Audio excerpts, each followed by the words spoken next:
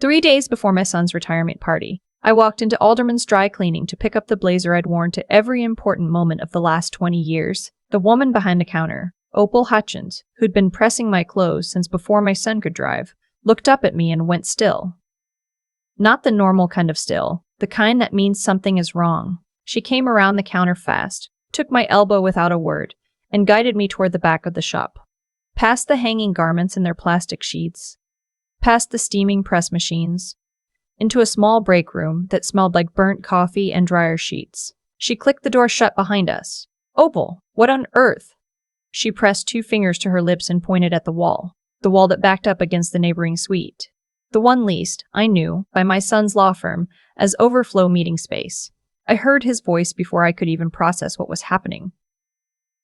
My son, my firstborn, 41 years old, and the reason I'd worked double shifts at Lakeview Regional Hospital for a decade so he could go to law school.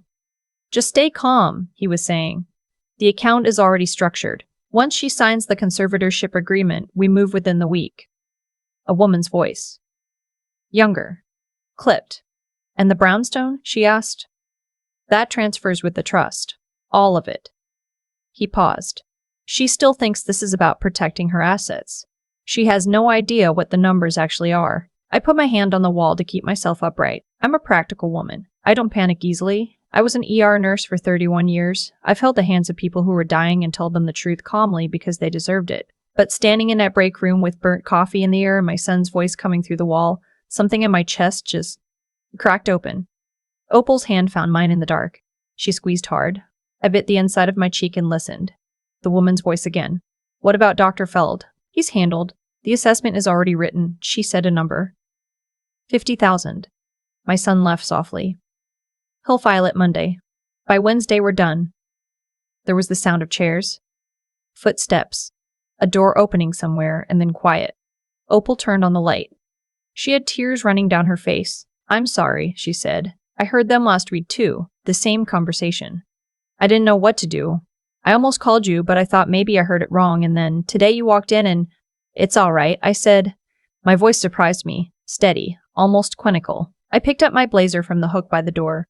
I folded it over my arm. I thanked her. I told her she'd done the right thing. Then I walked through the shop and out onto Clement Street and stood in the October sunlight with my blazer folded over my arm and let the whole weight of it settle. My son was going to take everything. I drove home on autopilot. 38 years in that house. The one my late husband Desmond and I bought in 1986 when the neighborhood was still rough around the edges. And we couldn't quite afford it, but did it anyway because Desmond said we'd grow into it. We did. 2 kids, a garden, a mortgage paid down to nothing. Desmond died 11 years ago. I'd kept it all running since. The house was quiet when I got inside. I set the blazer on the back of the kitchen chair and stood at the counter and stared at it. My son's name is Preston. I need you to understand who Preston was before I tell you who he turned out to be. Because it matters. The before always matters. He was a serious child. Careful. He read books with a flashlight under the covers until midnight and then woke up at 6 to help me with his younger sister before school. He visited every Sunday after Desmond passed without me asking. He called every Thursday. He was the kind of son other mothers mentioned to me at church with a certain wistful look, like they were acknowledging something they didn't quite have. I paid his law school tuition with money I didn't sleep well spending. I gave him the down payment on his first house. When his marriage ended, he moved back in for 4 months and I cooked for him without comment. I loved him, without conditions, for 41 years. And he was in the next building over, talking about me like I was a transaction to be closed. The retirement party was Saturday, 3 days away. It was supposed to be a celebration. 31 years of nursing, the career I'd built from nothing, the community of people who knew my name and trusted me with their worst moments. 200 guests. The venue already paid for. I stood at my kitchen counter and did the math. The brownstone alone was worth $1.4 million. The trust Desmond and I had built, the one I'd assumed was safely managed, was another $800,000. Combined with my pension, the accounts, the property he didn't know I knew about in Tucson, we were looking at just over $2.6 million. My retirement, my freedom, Desmond's legacy, everything. I didn't cry. I went to the living room and sat down in the chair by the window. Desmond's chair, and I made a list. First, a lawyer. Not the one who drafted our family trust. Someone new. Second, the man Preston had mentioned. Dr. Feld. Third, whatever account they'd already structured. I picked up my phone and called my friend Irene Castillo. We'd worked the same floor at Lakeview for 18 years, and she'd since retired into the quietest, most methodical life I'd ever seen.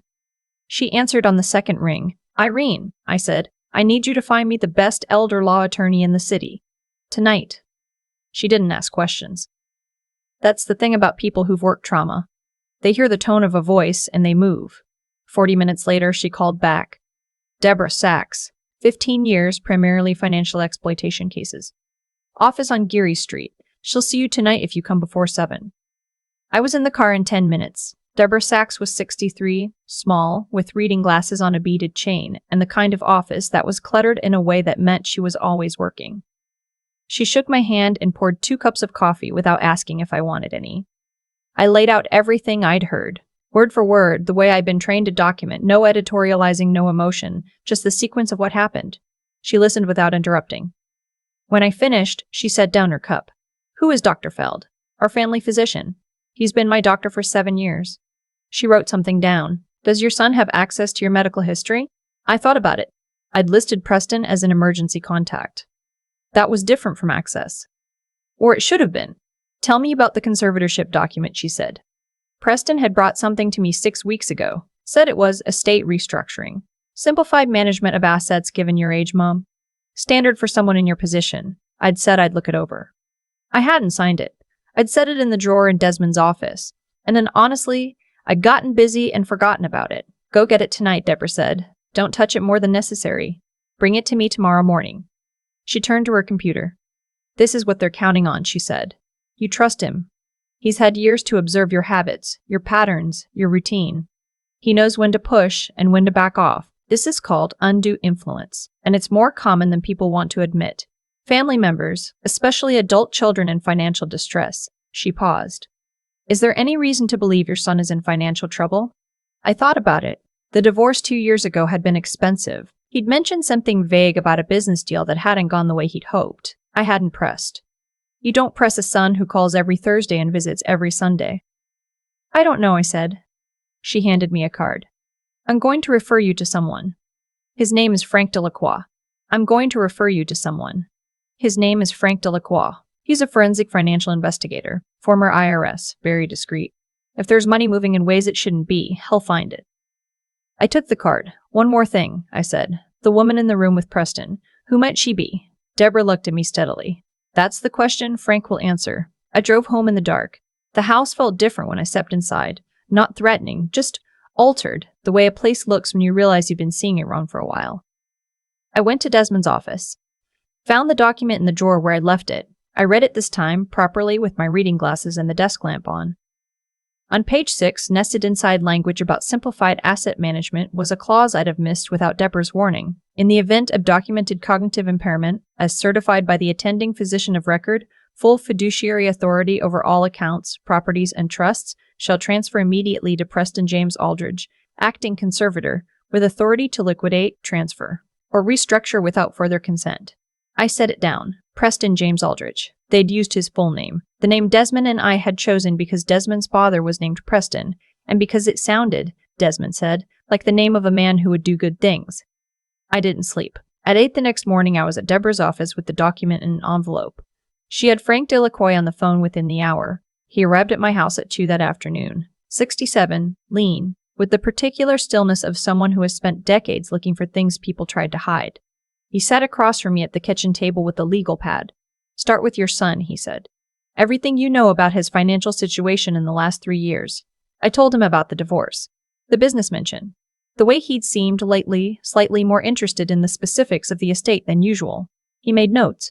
"Who's the woman?" I gave him the voice. "Young, clipped, professional," said the words account and transfer without hesitation. He wrote something down. "Dr. Feld. He's my GP. He's been recommending a sleep evaluation for months. I declined because I sleep fine." He looked up. "A sleep evaluation could generate the baseline documentation they need. He's been building a file." The room went quiet for a moment. "I want 3 things, Frank said. His financial records, Feld's patient documentation on you, and the full trail on whatever account is already structured." He paused. "I'll need 16 hours. Then he left. I spent the evening at Irene's kitchen table. I didn't tell her everything. I told her enough. She sat with me and didn't ask questions and made tea, and at 10 o'clock she said, "You're going to be all right." And I believed her because Irene had never said anything she didn't mean. I went home and sat in Desmond's chair and talked to him for a while, something I do when I'm not sure what to do next. He was a quiet man in life, careful with his words, and in my imagination, he's the same. I told him what was happening. The chair, of course, said nothing, but somewhere in the sitting there, in the stillness of the house that used to be loud with children and is now just mine, I made a decision. If there was proof, I would use it. Publicly, completely, without apology. 31 years of nursing taught me that the worst thing you can do for a patient in crisis is undertreat. You use everything available. You don't hold back because it's uncomfortable. I was not going to hold back. Frank called at 6 the next morning. "I found 3 things," he said. "Each one is worse than the last." I asked him to come to the house at noon. I called Deborah. I called Irene. And then I called my daughter. Her name is Simone. She's 38, lives in Portland, teaches 4th grade. She and Preston have always been close in the way of siblings who agree to overlook each other's flaws. But Simone has the one thing Preston doesn't. She cannot look me in the eye and lie. "Mom," she said when she picked up. "I need you here," I said. "Tomorrow. I'll explain everything." A beat. Then, ugh at the first flight. Frank arrived at noon with a leather portfolio and the kind of face you get from seeing things you can't unsee. He sat at the dining table with Deborah on one side and the empty chair where Simone would be tomorrow on the other. He opened the portfolio. "First," he said, "Preston's finances." He laid out a bank statement. 3 withdrawals in the last 8 months. Significant. The kind of losses that don't come from bad business decisions. They come from something faster and less predictable. He'd found records of wire transfers to an offshore holding company registered in the Cayman Islands, a company with no public-facing business, no website, no history, just an account number and a series of incoming deposits that matched almost exactly the amounts Preston had moved. "Preston owes someone," Frank said. "A lot. My contacts are still tracing the source, but this isn't a creditor you negotiate with." "How much?" I asked. He told me. The room went quiet. "Second," he said. "Dr. Feld." He slid a printed page across the table. "Over the past 4 months, Dr. Prince Feld had created 6 entries in my patient file, flagging what he called observed inconsistencies in recall and executive function. All 6 visits had been routine checkups I'd come in for blood pressure monitoring. I'd never mentioned memory. I'd never struggled with recall in his presence. He'd been adding notes that didn't correspond to any conversation we'd actually had. "He's been paid," Frank said. $25,000 now. 25 more on filing." Deborah tapped the paper. "We can subpoena his records. And I want a second neurologist. Someone with no connection to Preston, no connection to Feld, to evaluate you before the end of the week." "I'm 72 years old," I said evenly. "I spent 31 years assessing patient cognition as part of triage. I would know if something was wrong with my mind." "I believe you," Deborah said, "but we want it documented." Frank opened to the 3rd section. The woman in the room. Her name, he told me, was Gretchen Aldous. She'd worked at a boutique wealth management firm in the financial district until 14 months ago, when she was quietly let go following an internal investigation into client account irregularities. The investigation had resulted in charges, not enough documentation, but 3 clients had filed civil complaints that were settled out of court. She'd met Preston at a charity event 2 years ago. They'd been in contact consistently since. His text to her, he'd used an email account I wouldn't have recognized, referred to her as the architect of the plan. She was the one who'd structured the account in the Cayman Islands. She was the one who'd found Dr. Feld, and she stood to receive 20% of whatever transferred once the conservatorship activated. I sat with all 3 of it for a long moment. $2.6 million, my son. A disgraced financial manager. A doctor I'd trusted for 7 years. All of them converging on Saturday night at the party I'd planned to celebrate my own life. I looked at Frank. "Can we stop it?" He nodded. "But we have to move before the party." "Here's why we can't," I said. He waited. Gretchen Aldous had been present at a similar scheme 3 years ago. Frank had found documentation, partial, informal, the kind that never quite made it to a courtroom. The victim, a retired schoolteacher named Ruth Whitmore, 79 years old, had lost $900,000 before her nephew noticed the account irregularities. The conservatorship had been challenged, but Gretchen had slipped out through procedural gaps.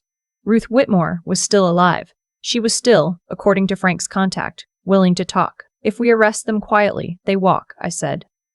"Gretchen has done this before and she knows the procedural exits. Deborah looked at me carefully. What are you proposing? I want it done where there are witnesses. People who know Preston, people from my community, people who've known me for decades. I want it done where there's no procedural gap to slip through, because 200 people watched it happen. Deborah was quiet for a moment. That's not a standard legal strategy. No, I said. It's a nursing strategy. You treat the wound completely, or the infection comes back. Simone landed at SFO at 8 that evening. I picked her up myself. She looked at me in the car with those careful eyes she's had since she was 12. Ma, what's going on?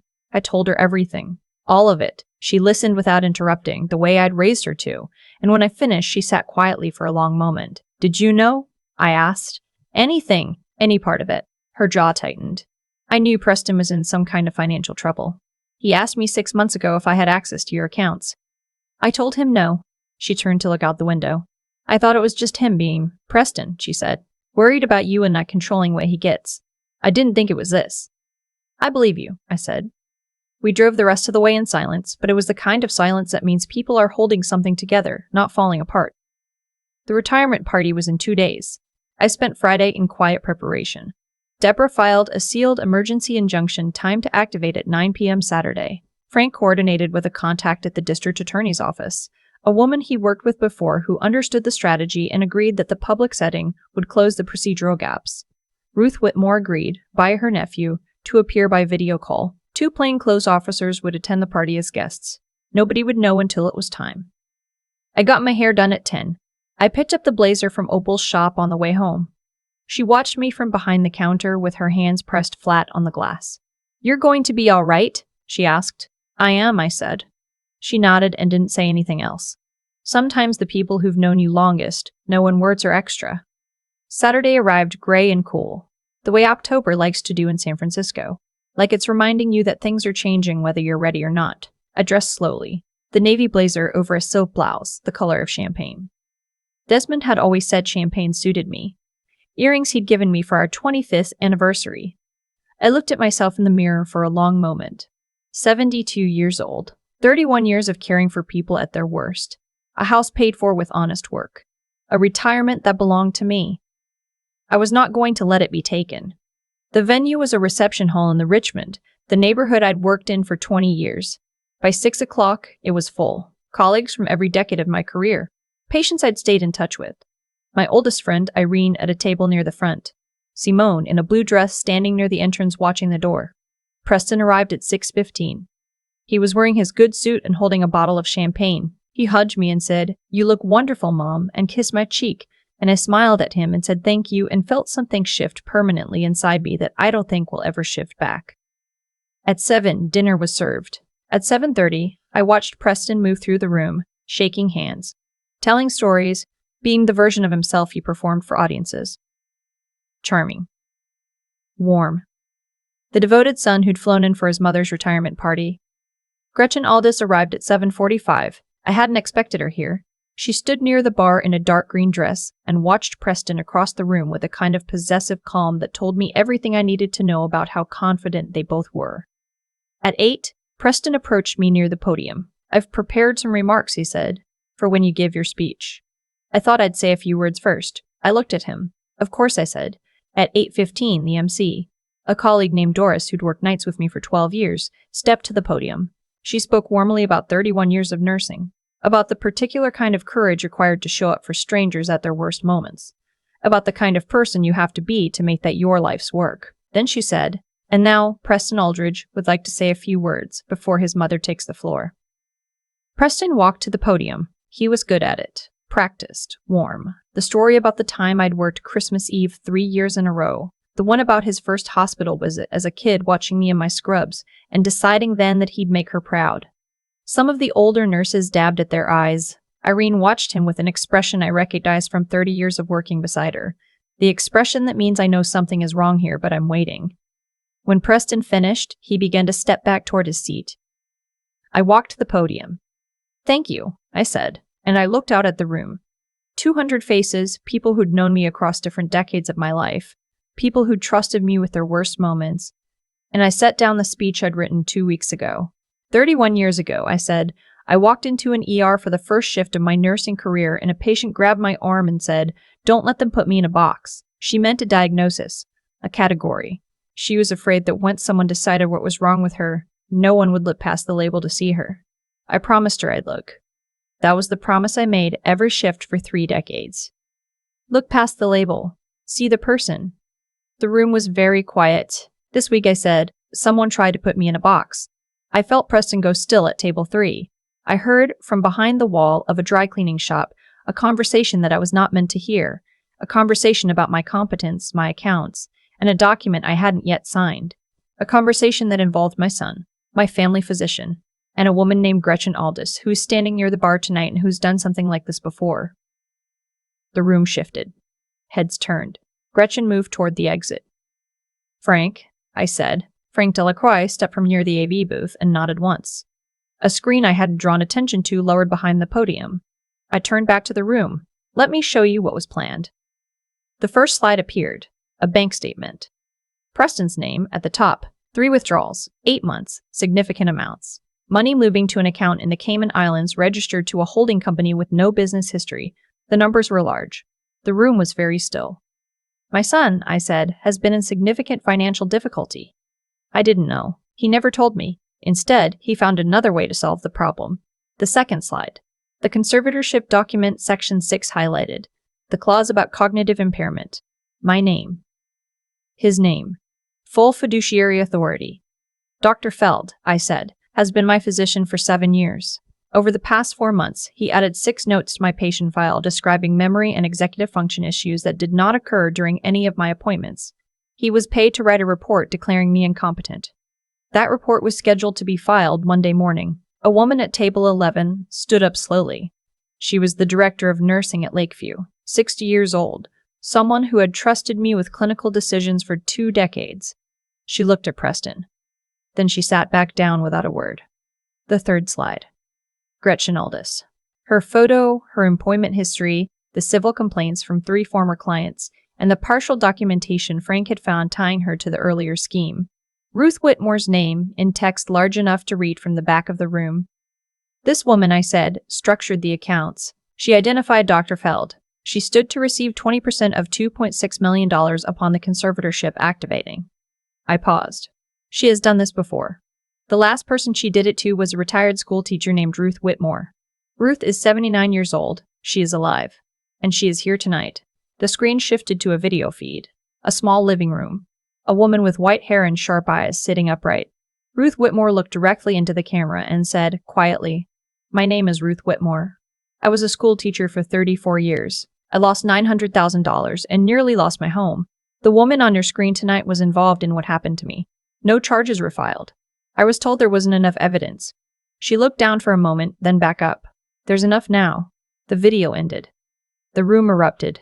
I raised my hand and it went quiet faster than I expected. People who've known you for 30 years know when you're asking them to listen. "The conservatorship was designed to activate tonight," I said. "I was supposed to sign a document at this table, presented as a gift, a formality, something symbolic. By Monday morning, if I'd signed it and Dr. Feld filed his report, I would have had no legal authority over my own finances, my own home, my own decisions. By next week, $2.6 million, everything Desmond and I built over 40 years, would have moved offshore." I looked at my son. Preston had not moved from table 3. He was looking at the table. "I want to be clear about something," I said.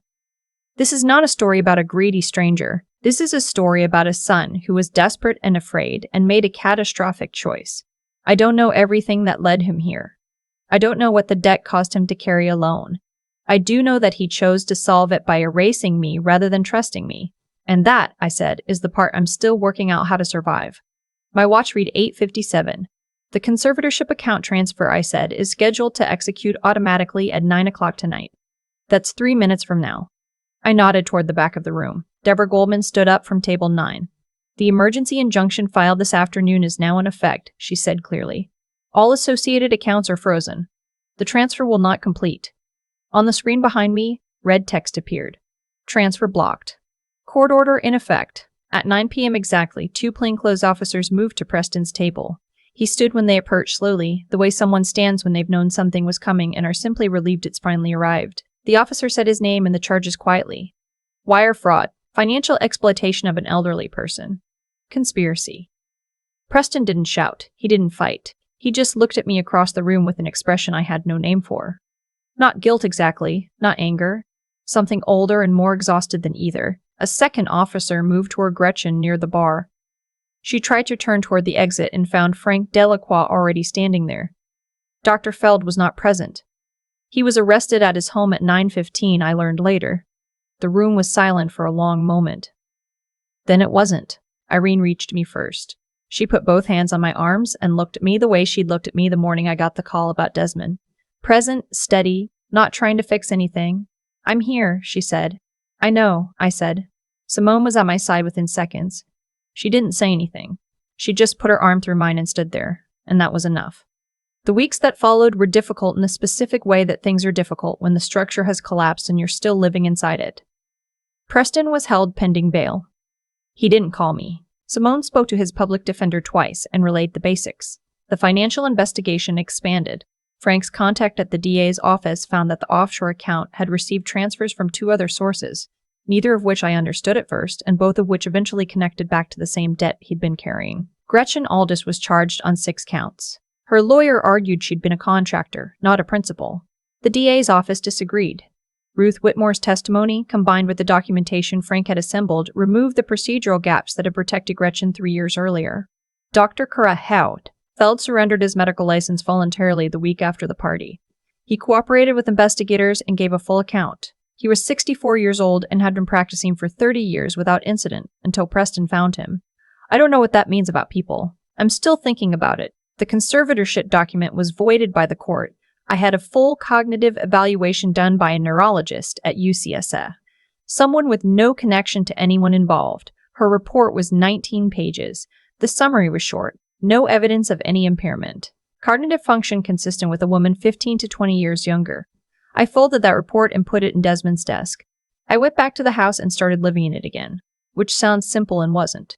For a long time, I couldn't sit in the kitchen without doing the math. Who had been in this room?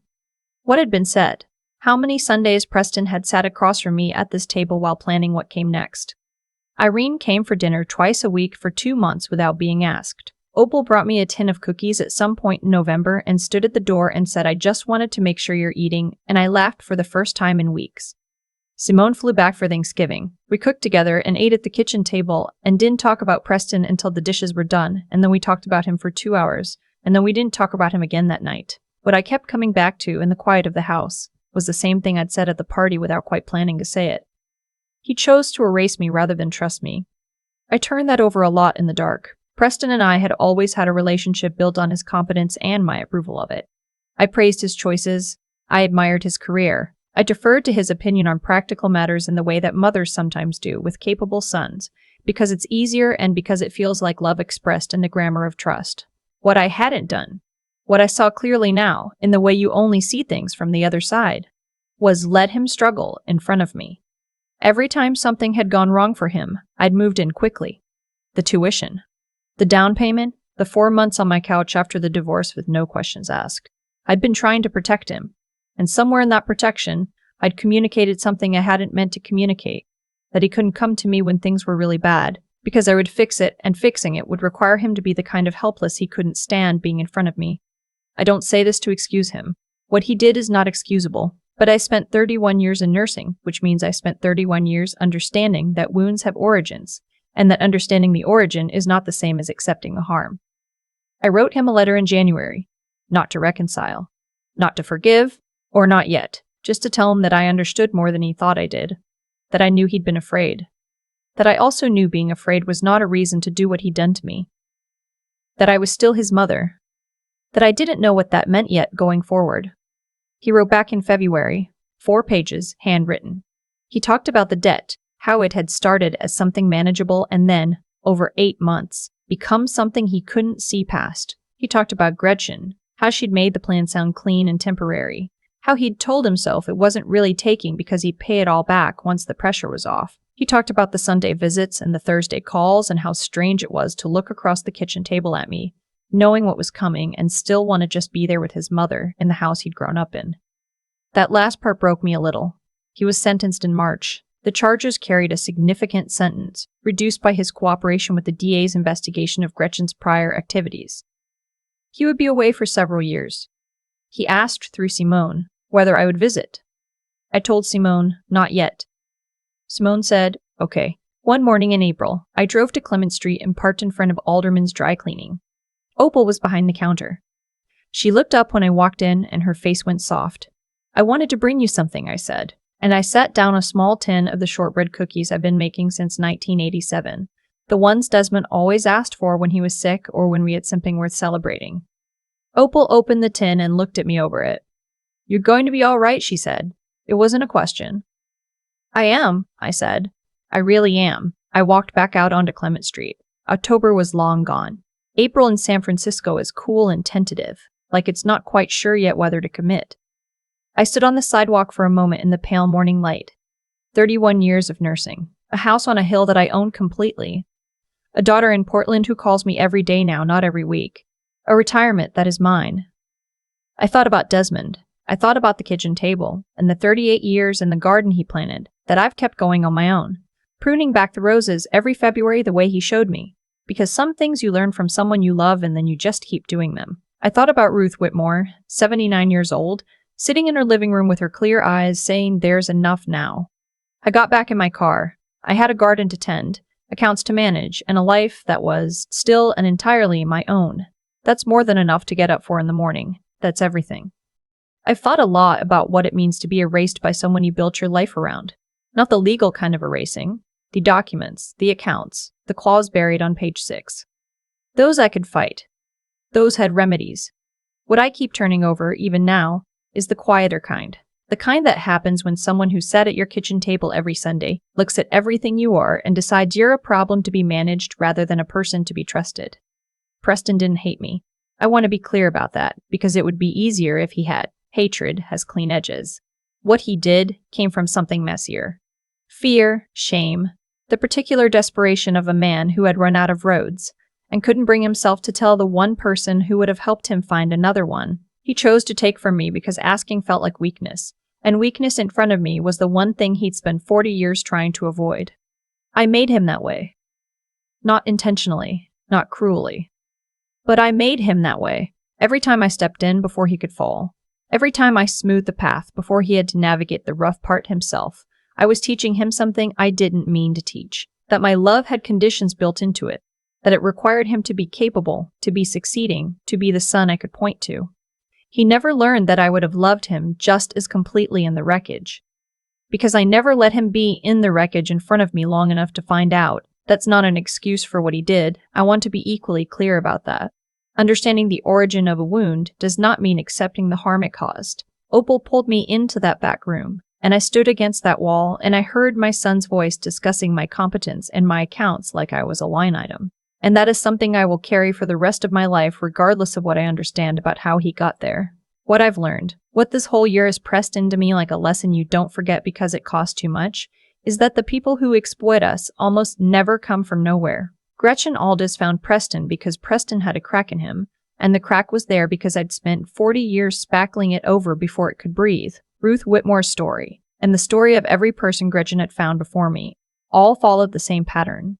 Someone alone with something they couldn't say, and someone else ready to offer a solution that looked like relief and was actually a trap.